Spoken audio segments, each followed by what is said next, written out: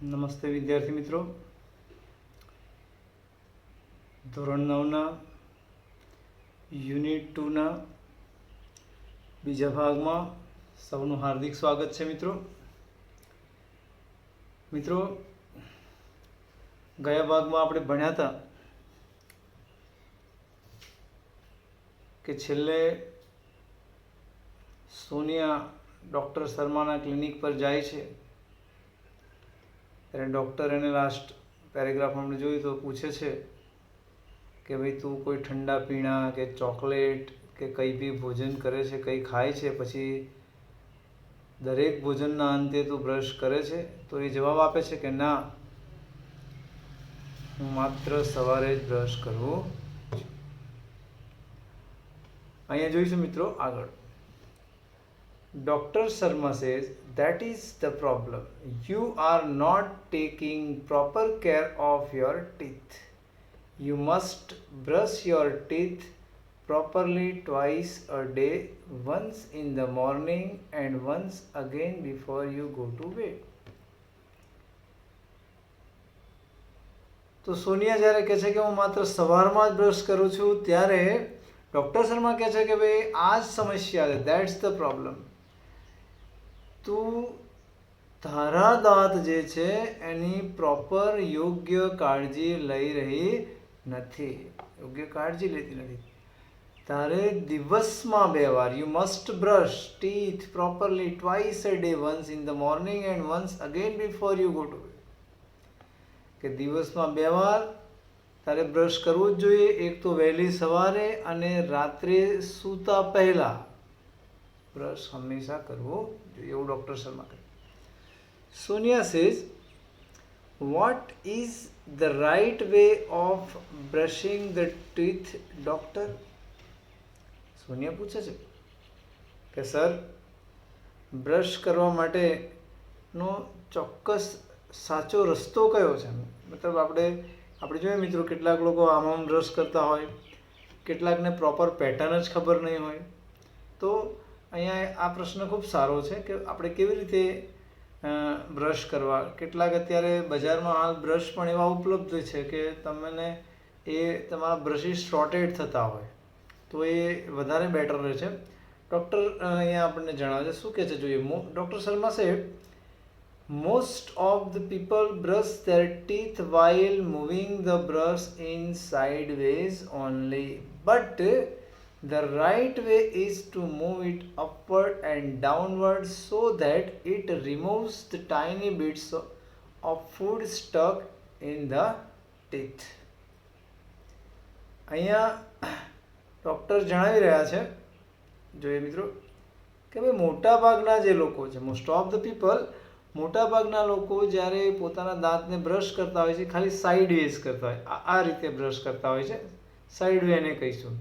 બસ આમ જ ઘસા કરે, જેનાથી જે 2 દાંત વચ્ચેની જે ગેપ હોય ત્યાં આગળ જે બ્રશ પહોંચતું નથી અને ત્યાં જે ઘણા જે આપણે ખાધું હોય તો tiny bits of the food ત્યાં સ્ટક થઈ રહેતા હોય.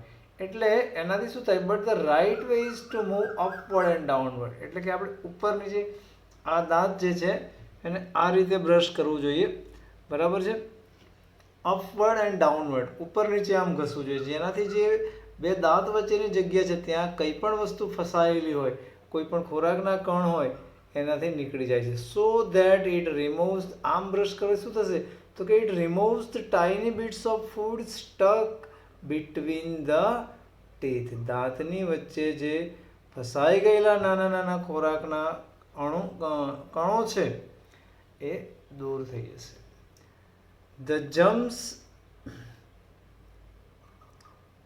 lines should also be brushed with gentle stroke. અને જે દાંતની જે જમ્સ લાઇન જે છે એને પણ આમ હળવેથી, બહુ વજન દઈને નહીં, ભારપૂર્વક નહીં. પછી બ્રશ પણ ઘણીવાર આપણે સોફ્ટ રાખવા જોઈએ, કારણ કે કેટલીક વાર એકદમ હાર્ડ બ્રશ આપણો ઉપયોગ કરીએ તો દાંતમાંથી લોહી બ્લડિંગ થતું હોય, તો એવું નહીં, આમ સોફ્ટલી આપણે ઘસવા જોઈએ. પેઢા જેને આપણે કહીએ છીએ એને આપણે હળવેથી દાંત પેલા અંગૂઠા કે હાથથી પણ એને માલિશ કરવા જોઈએ, બરાબર. Not only this, between the teeth, માત્ર 2 દાંતોની વચ્ચે નહીં, The jumps line should be also brushed with gentle stroke. Not only this, માત્ર આટલું જ નહીં, jumps lines તો કરવી જ જોઈએ, પણ clean your mouth after every meal and every time you eat chocolate or ice cream. માત્ર આટલાથી અટકતું નથી, તમારા દાંત જે છે, તમારું મોં છે, એ દરેક ભોજન પછી આફ્ટર એવરી મીલ અને દરેક સમયે તમે જ્યારે ચોકલેટ ખાઓ, તમે જ્યારે આઈસ્ક્રીમ ખાઓ, દરેક સમયે તમારે બ્રશ કરવાનું છે. Sonia says, would you tell me the reasons doctor? કે ભાઈ ડૉક્ટર, આટલી બધી વાર સવારે જ અમે તો માંડ બ્રશ કરીએ છીએ, કંટાળો આવે છે, મને એનું કારણ કહેશો કે કેમ એટલી બધી વખત બ્રશ કરવાનું છે? તો ડૉક્ટર પૂછે છે સોનિયા કે એનું કારણ મને જણાવશો? Doctor Sharma says, cleaning of mouth is the first requirement of dental hygiene. દાંતની સ્વચ્છતા જાળવવા માટેનું પહેલી જરૂરિયાત છે તમારા મોંને સાફ કરવું. મોંની સફાઈ ના થાય, દાંત બગડવાની પૂરેપૂરી સંભાવના છે. If you don't clean your mouth, જો તમે તમારું મોં સાફ કરતા નથી, તો the tiny bits of food inside stick into the surface of your teeth and in the space between your teeth. જો તમે મોં સાફ ના કરો બરાબર, તો tiny bits of food inside stick to the surface of your teeth. તમારા દાંતની સપાટી પર નાના નાના ખોરાકના કણો એ ચોંટી રહેશે. તમારા દાંત વચ્ચે જગ્યા છે, એમાં પણ તમારા આ કણો ભળાય છે. નાવ શું થશે? germs feed on these food particles with eventually eat up the parts of the teeth too. હવે આપણી અંદર જે બેક્ટેરિયા, જમ્સ, કીટાણુ જે છે, એ આ ખોરાકના કણો ખાય છે, તો સાથે સાથે આપણા દાંતનો ભાગ પણ એ ખાઈ જાય છે. Eventually eat up parts of teeth. દાંતના કણોની સાથે સાથે દાંતનો પણ ભાગ, અને પછી એમાં સડન થઈ જાય. They destroy the enamel coating of the teeth and long run it leads to cavity. અને જે ઇનામેલ્સ, જે પ્રથમ પડ છે દાંતનું સર્વપ્રથમ પહેલું પીળાશ પડતું જે પડ છે ઇનામેલ કે છે, તો એને આ ખાઈ જાય છે અને તરત જ પછી લાંબા સમયે આપણને એમાં સડો પડી જાય છે. Long run it leads two cavity. આગળ કે છે સોનિયા કે છે ઇનામેલ કોટિંગ, વોટ્સ ધેટ? સોનિયાને થોડી ડેન્ટલ લેંગ્વેજ છે, થોડી મિસ્ટેક પડે છે, એટલે કે છે કે ભાઈ ઇનામેલ કોટિંગ શું હોય છે? What's that? પ્રશ્ન પૂછે છે ડૉક્ટર શર્મા છે. For that you need to understand the constructions of our teeth. એના માટે તારે આપણા દાંતનું થોડુંક બાંધો જે છે, બંધારણ, એ થોડું તારે સમજવાની જરૂર છે. તો અહીં કહે છે કે અવર ટીથ, તો ડૉક્ટર એને વિગતે એક્સપ્લેનેશન કરે છે કે ભાઈ દાંતનું જે સ્ટ્રક્ચર છે એ તારે એને સમજવું પડશે. Our teeth have 3 layers. આપણા દાંતને 3 પડ હોય છે. The uppermost white layer is called enamel. સૌથી ઉપરનું જે પડ છે એને આપણે ઇનામેલ કહીશું. It is the hardest and the strongest part of our body. અને તે આપણા શરીરનો સૌથી સખત અને મજબૂત પાર્ટ છે, ભાગ છે. The second layer is called the dentin. બીજા પડને આપણે ડેન્ટિન કહીશું. It is slightly yellowish. અને બીજા પડને એવું કે છે કે થોડુંક પીળાશ પડતો હોય છે. The innermost layer is called dental pulp. અને સૌથી અંદરનું પડ છે, સૌથી નીચલું સ્તર છે, 3જા નંબરનું, એને આપણે ડેન્ટલ પલ્પ એવું કહીશું. In your molar there was a cavity which now no more exit. તારી જે દાઢ છે, દાઢની અંદર જે કેવિટી, સડો થયેલો, હવે અહીંયા એ દૂર થઈ ગયો છે. નો મોર એક્ઝિટ. તો અહીંયા ડૉક્ટર શર્મા સમજાવે છે કન્સ્ટ્રક્શન્સ દાંતના 3 લેયર હોય છે. First is called enamel, second is dentin and the third is called the innermost part, એટલે ડેન્ટલ પલ્પ. તો 3 પાર્ટ્સ યાદ રાખી લેજો મિત્રો. હવે આગળ સોનિયા કે છે molar, what is it? Sonia એ છોકરી છે નાની, અને બહુ એટલું બધું નોલેજ ડેન્ટલ વિશે છે નહીં, એટલે એ ડૉક્ટરને પૂછે છે કે એ વળી શું છે? તો ડૉક્ટર શર્મા કહે છે it is a kind of teeth. Look at the chart. આ એક દાંતનો પ્રકાર છે. મોલાર્સ જેને કહીએ એ દાંતનો એક પ્રકાર છે. ચાર્ટ જોજે તું. there are two types of teeth. બે પ્રકારના દાંત હોય છે. આપણે વ્યક્તિઓને હંમેશા બે પ્રકારના દાંત હોય છે. there are two types of teeth, deciduous teeth also known as the milk teeth. જે પ્રથમ પાર્ટ છે મતલબ ડેસિડ્યુસ ટીથને જ્યારે બાળકનો જન્મ થાય અને પ્રથમ 5-7 વર્ષ સુધી જે દાંત આવતા હોય, પહેલી સૌ પ્રથમ વાર જે આપણે દુધિયા દાંત કહીએ છીએ, બરાબર છે, એ હંગામી ધોરણે દાંત આવતા હોય છે. તો એ દાંતને આપણે ડેસિડ્યુસ અથવા તો મિલ્ક ટીથ કહીશું. And second is the permanent teeth, એટલે કે આપણા જીવન પર્યંત લાઈફ ટાઈમ સુધી, વૃદ્ધાવસ્થા સુધી આપણને એ રહેતા હોય છે, અને આપણે પરમેનન્ટ ટીથ કહીશું. Deciduous teeth are usually 20 in number. આ દુધિયા દાંત જે છે એ સામાન્ય રીતે 20ની સંખ્યામાં હોય છે. દે શેડ 1 by 1 આફ્ટર ગ્રોથ. સહેજ અપ કરી લઈએ. તો આ જે દુધિયા દાંત છે એ આપણો જ્યારે જ્યારે વિકાસ થાય તેમ તેમ એક પછી એક પડી જતા હોય. દે શેડ 1 by 1, એક સાથે નથી પડતા, વારાફરતી એક પડી જાય, પછી પાછો બીજો એનો બીજા એ દાંતનો ગ્રોથ થાય એટલે પછી બીજો પડે, 1 by 1 by 1 by આખી પ્રોસેસ પતી જાય. There after a new permanent teeth come up, they are usually 32 in numbers. અને ત્યારબાદ એક ચોક્કસ કાયમી દાંત આવે છે અને they are usually 32 in number. એ દાંતની સંખ્યા 32ની હોય છે. શૂન્ય કહે છે yes, I also have 32 teeth but they are all not the same. શૂન્ય કહે છે કે મારે પણ 32 દાંત છે પણ એ બધા સરખા નથી. બધા દાંત નાના મોટા, એનું જે કદ છે, પ્રમાણ છે એ જુદું જુદું છે. તો ડૉક્ટર શર્મા એને જણાવે છે કે they are different in shape, size and functions. મિત્રો, આપણા જે દાંત છે, 32 જે દાંત છે, ડૉક્ટર શર્માજી અહીંયા જણાવી રહ્યા છે કે એની જે સાઇઝ, શેપ જે છે, બરાબર છે, એનો આકાર છે, એનો કદ, એના જે કાર્યો છે જુદા જુદા છે. There are 4 incisors, 2 canines, 4 premolars and 4 or 6 molars in each jaw. મિત્રો, દરેક જડબાની અંદર 4 ઇન્સાઇઝર્સ એટલે કે જે બાજુના દાંત છે, બબ્બે એટલે કે દાઢ કહીએ આપણે, 2 canines, 4 premolars and 4 or 6 molars in each jaw. મિત્રો, આપણે એને સમજવા માટે આપણા પહેલા પાનામાં આવી રીતે એક ચિત્ર આપ્યું હતું. અહીં તમે જોઈ શકો આ ચિત્રમાં કે ભાઈ દરેકે દરેક જે ચોકટું હોય છે, બરાબર, એ ચોકટાની અંદર તમારે આ કેવી રીતે કનાઇન્સ, મોલાર્સ, અંદરની જે દાઢ છે, પ્રીમોલાર્સ એટલે બાજુમાં કાપવાના દાંત છે, આ કનાઇન એટલે પણ કાપવાના દાંત છે, ઇન્સાઇઝર્સ તમે આ નીચેના 4 દાંત બતાવેલા છે, બરાબર છે. અહીંયા જે આ મોલાર્સ આપેલી છે, આ જે નીચે દાઢ હોય છે આપણી, પ્રીમોલાર્સ એટલે આ બાજુના છે, કાપવાના દાંત છે, કનાઇન્સ છે, એટલે બધા અહીંયા આપેલા છે. આગળ જોઈશું એને. તો ડૉક્ટર સમજાવે છે એને કે ભાઈ દરેકે દરેક ઈચ જોની અંદર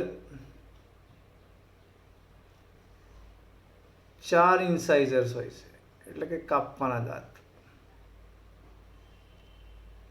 કનાઇન્સ એટલે બાજુમાં હોય છે, ઉપર નીચે. અહીંયા 4 પ્રીમોલાર્સ નાની દાઢ હોય છે, અને 6 મોલાર્સ એટલે અંદરની જે દાઢ છે 6 છે. તમે જોઈ શકશો ઘણી. શૂન્ય કહે છે can I ask you a few questions about my friend's dental problem? શૂન્ય કહે છે કે સર, મારી એક મિત્ર છે, એની જે દાંતની સમસ્યા વિશે હું તમને થોડાક પ્રશ્નો પૂછી શકું? શર્મા કહે ઓ શ્યોર ડિયર, ચોક્કસથી પૂછો ને. શૂન્ય કહે છે પૂજા, one of my classmate slipped off a staircase and she has some fractured teeth at fracture teeth, what should C do? પ્રશ્ન અહીંયા સોનિયાની જે ફ્રેન્ડ છે પૂજા એનો પૂછે છે કે મારી એક વર્ગ મિત્ર છે, ક્લાસમેટ, એકવાર દાદર પરથી લપસી પડી હતી, સ્લીપ ઓફ સ્ટેરકેસ, અને પછી એને કેટલાક દાંતમાં ફ્રેક્ચર થયું. તેણીએ શું કરવું જોઈએ? દાંત બધા તૂટી ગયા હોય, બધા તો ના તૂટી ગયા હોય, પણ એકાદ બે ત્રણ જે કંઈ પણ તૂટી ગયા હોય, તો હવે શું કરવું જોઈએ? ડૉક્ટર શર્મા જણાવે છે, વેલ, she needs to consult a dentist. તેણીએ દાંતના ડૉક્ટરનો સંપર્ક કરવાની જરૂર છે.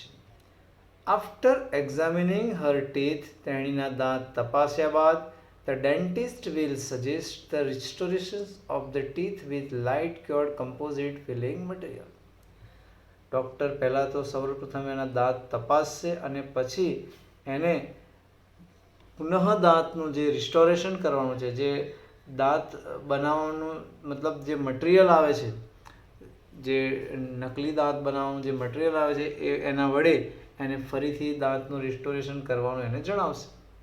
કારણ કે આજે તો એટલી બધી ટેકનોલોજી છે દાંતના ક્ષેત્રમાં ડેન્ટિસ્ટો પાસે કે તમારે ગમે તેવા દાંત હોય, તમને એ સરખા કરીને એને રિસ્ટોરેશન કરીને કમ્પ્લીટ બનાવી આપે છે. ઇવન ના પણ હોય તો એ કરી આપે છે.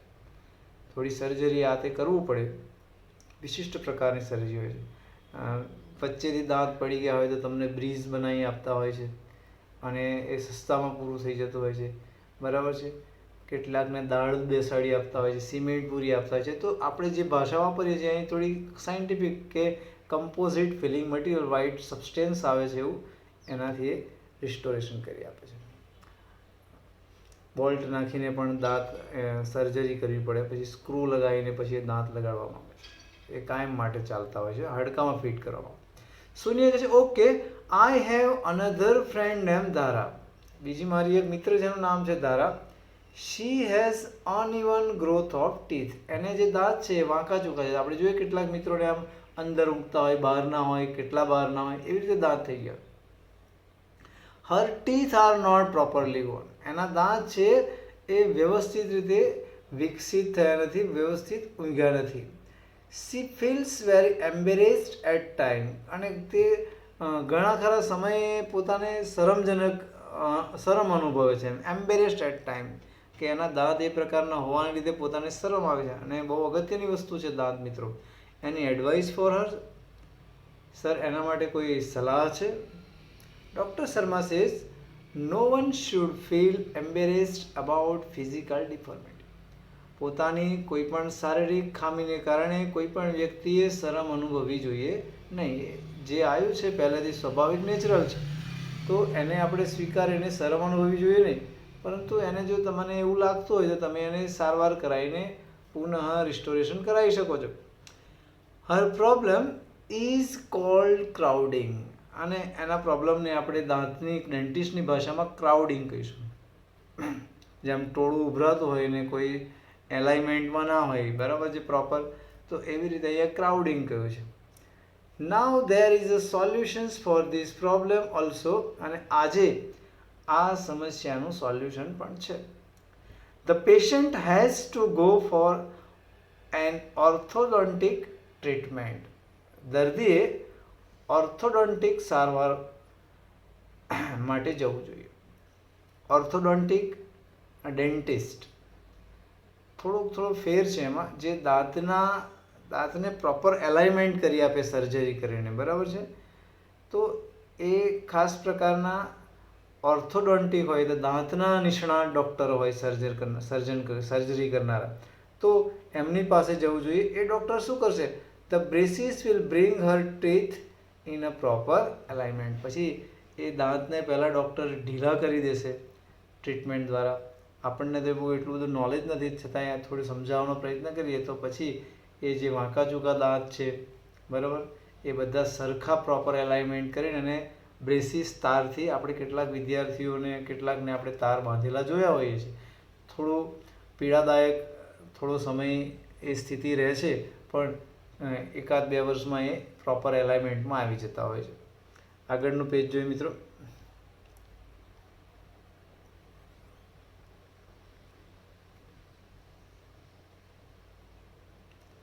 Sonia says should I ask her to see you. Sonia કહે છે કે હું મારી ફ્રેન્ડને કહું કે તમને મળવા આવે, તમારે કન્સલ્ટ કરે. ડૉક્ટર શર્મા કહે no, she will have to consult an orthodontist. તેણીએ ઓર્થોડોન્ટિસ્ટ પાસે જ, સ્પેશિયલ જે દાંતના સર્જન છે, બરાબર છે, એમની પાસે જ જવું જોઈએ. સોનિયા કહે છે thank you very much for your valuable suggestion. આપનું કિંમતી સૂચનો આપવા બદલ આપનો આભાર. ઇનડીડ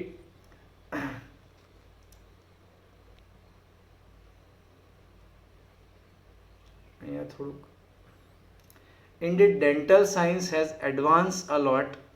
અને જો કે આપણે જોઈએ તો કે દાંતનું જે વિજ્ઞાન છે એ બહુ જ વિકસિત થયેલું છે. આજે ઘણું બધું સારું એવું ડેવલપ થયેલું છે. I will ask her to consult and orthodontist. હું તેને ઓર્થોડોન્ટિસ્ટનો સંપર્ક કરવા માટે હું એને કહીશ.